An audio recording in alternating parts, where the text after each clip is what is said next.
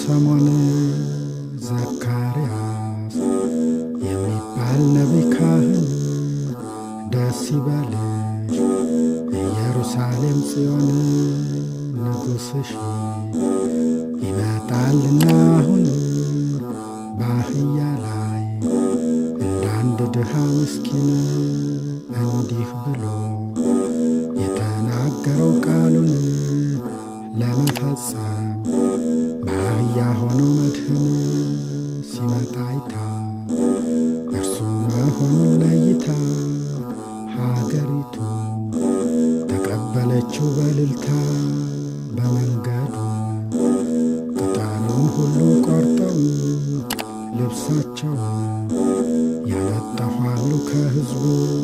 ሁለተኛው ዳዊት የአምላክ ልቡና ሲዘምር እያስማማ በገና አስቀድሞ ይህችን ዕለት አየና ሲሰብክልን የዚችን ዕለት ዜና አዘጋጀ ከሕፃናት አፍ ምስጋና ለዓለም ትንቢት መፈጸሚያ ቀናትና እንዲህ ሆኖ ከቤተ መቅደስ ሲገባ ሕፃናቱ እየወረዱ ከጀርባ በጣታቸው እየጨበጡ ዘንባባ በእግዚአብሔር ስም የምትመጣ አምላክ ብሩክ ነህ ለዘላለም ብሩክ የዳዊት ልጅ መድኃኒት ብትሆን ለሁሉ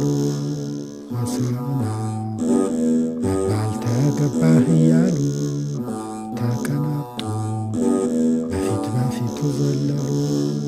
ይህን ሰምተው ፈሪሳውያን ጸሐፍት ቢናደዱ ቢሞላባቸው ቅናት ሕፃናቱ ተው በላቸው አሉት።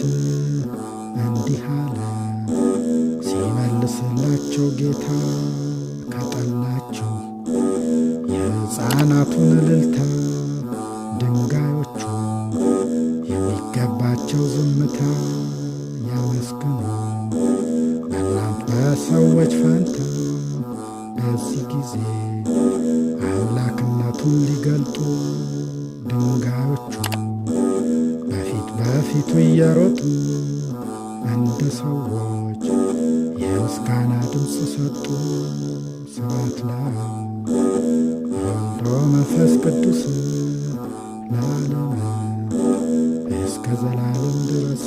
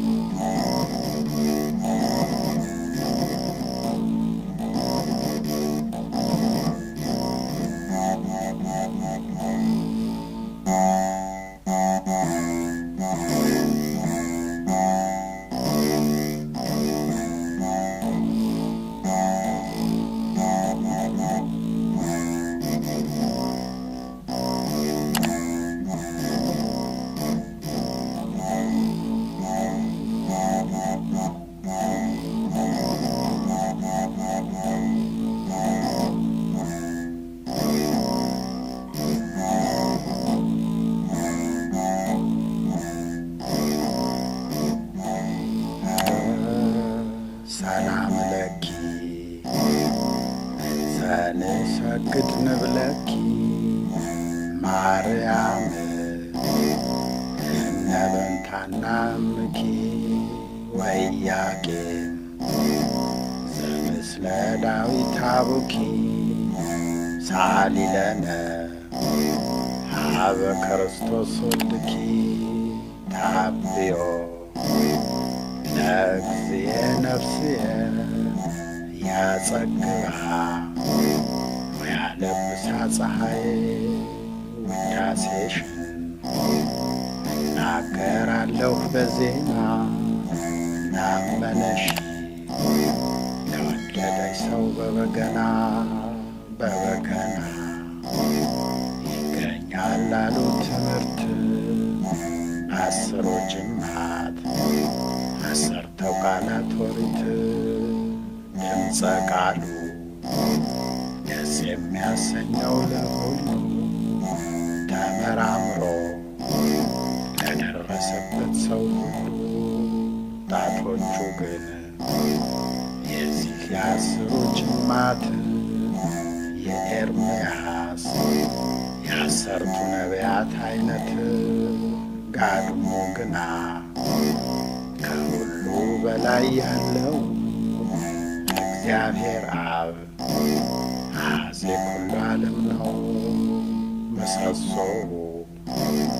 በስተቀኝ በኩል ያለው መልአከ ምክሩ ሚካኤል ሊቀ መላእክት ነው ምሰሶው። በስተግራ በኩል ያለው ብስራታዊ ገብርኤል ሊቀ መላእክት ነው። ማፍረኛው ግን የአስሩ አውታር በሚል መስሎታል። በብሂሞትና በሌዎታን ገበታው ግን ከልብሱ ጋራ ያለው የድንግል ማርያም ቅድስናዋ ነው። ብርኩማው ግን የዚህ የአስሩ አውታር ደብረ ሲና የሙሴ አሮን ሀገር እንዚራው የዚህ የአስሩ ጅማት መስሎታል። በአሰርቱ ቃላት ኦሪት ድህፃው የዚህ የአስሩ አውታር ቅዱስ ቅዱስ የሰማይ ጌታ የምድር የታሪኩ የድህፃው ጠፈር መስሎታል። በፊታቸው ወርቅ አምሳል እጹብ ድንቅ ነው። ማንም ለማየት አይችል አውታሩ ግና የያዘውን እንጨት መስሎታል። በድንግል መሠረተ ሕይወት የዚህን የመያዣውን ጠፈር መስሎታል። በኪሩቤል አምሳል በገናውም ከኋላ የተበሳው ዳዊትን ለመግደል ሳኦል የወጋው ጦር ነው። ሚካኤል ነግሮት በገናው መከተው መታሰቢያ ነው። ቀዳዳው የኋላው መቺው ግና የዚህ አስሩ አውታር ባለሟል ነው። ከሰማይ ጌታ ከምድር የሚሰማው የሚያዳምጠው ፍጥረት ጉባኤ ነው። የሙሴ አሮን ትምህርት ግሩም እንበል ወደ ላኛው አባት ምስጢሩ ይህ ነው። የበገናው መሠረት አባት ስብሐት ለአብ ወልድ ወመንፈስ ቅዱስ ለዓለም እስከ ዘላለም ድረስ